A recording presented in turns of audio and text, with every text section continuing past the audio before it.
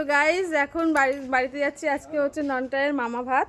Actually অনেক late হয়ে গেলো, 10:30 প্রায় বাজতে যায়। মানে সকালে উঠে কাছাকাছি সব এভরিথিং পুজো মুজো কমপ্লিট। তো ননটাইকে নিয়ে যাচ্ছি। আর ননটা এখন শিখেছে কি, মানে আমরা চলে যাচ্ছি আগে আগে, ও ভাবছে ওকে নেবো না, সে কী কান্না। তো চল, এই যে ননটায়ের পিসান জামা নিয়ে এসেছিলো, বাট একটু এক সাইজ বড় হলে ভালো হবে, কিন্তু এখন একটাও হবে, জাস্ট এমনি বড় একটু নিলে ভালো। এই যে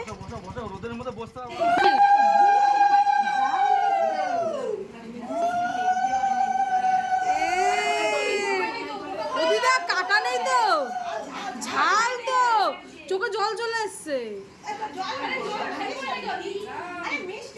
শুধু মাছটা একটুখানি ইসে করে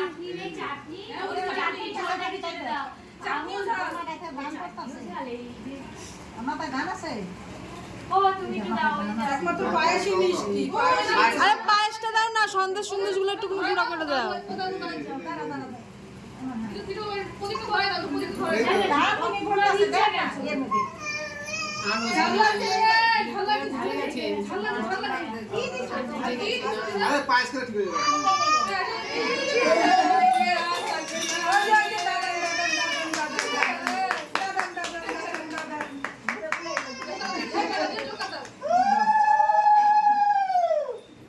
তো গাইস এখন কিন্তু ননটাকে ঘুম পাড়ানো হচ্ছে। ও কিন্তু খুব কান্নাকাটি করছিল, যার জন্যই ঘুম পাড়ানো হচ্ছে। আর এদিকে সবাই খেতে বসে গেছে।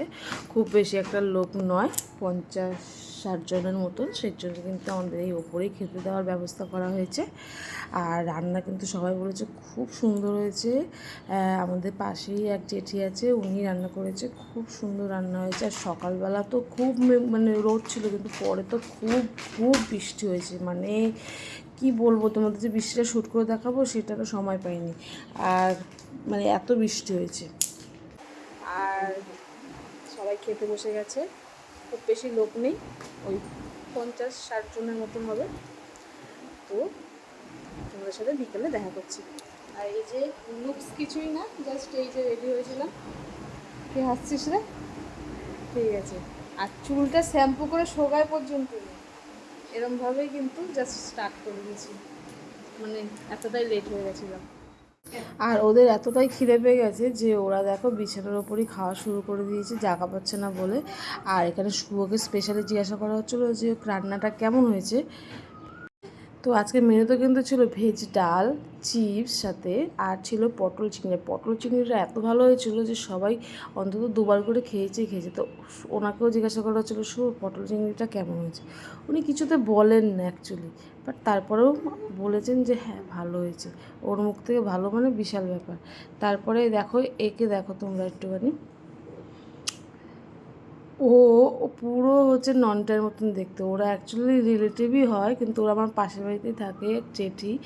ও হচ্ছে ননটার মতন দেখতে বলতে শুভদের কিছু সামথিং একটা হয়, মাসি পিসি বা কিছু একটা, কিন্তু ওদের পুরো দুজনকে ভাই বোনের মতনই দেখতে লাগে। সবাই ওকে পাড়ায় বলে ভাই বোনের মতনই দেখতে। আর এদিকে সবাই খেতে বসে গেছে। আর 4টে প্রায় বাজে। আমারও খুব খিদে পেয়ে গেছিলো, কিন্তু লাস্টে কিন্তু আমি হাতে করে পটল চিংড়ি দিয়ে খাওয়া স্টার্ট করে দিয়েছি। কি করব, মানে সকাল দিয়ে সেরকমভাবে তো তাড়াহুড়োতে আজকে কিছু খাওয়া হয়নি। আর অনেক যেহেতু সকালে উঠেছিলাম। আর এদিকে মাসি, এবার আলটিমেটলি আমরা 4:30 বাজে আমরা কিন্তু খেতে বসে পড়েছি। আর আমার এখানে ফেভারিট ভেজ ডাল খেতে কিন্তু খুব সুন্দর হয়েছিল। আর তারপরে এগুলো দেখালাম না, তো আজকে ব্লগটা এখানেই এন্ড করলাম। তো তোমাদের সাথে দেখা হচ্ছে নেক্সট ব্লগে। তোমরা ননটাইকে আশীর্বাদ করো আর আমাকে সাপোর্ট করো। Tata, by.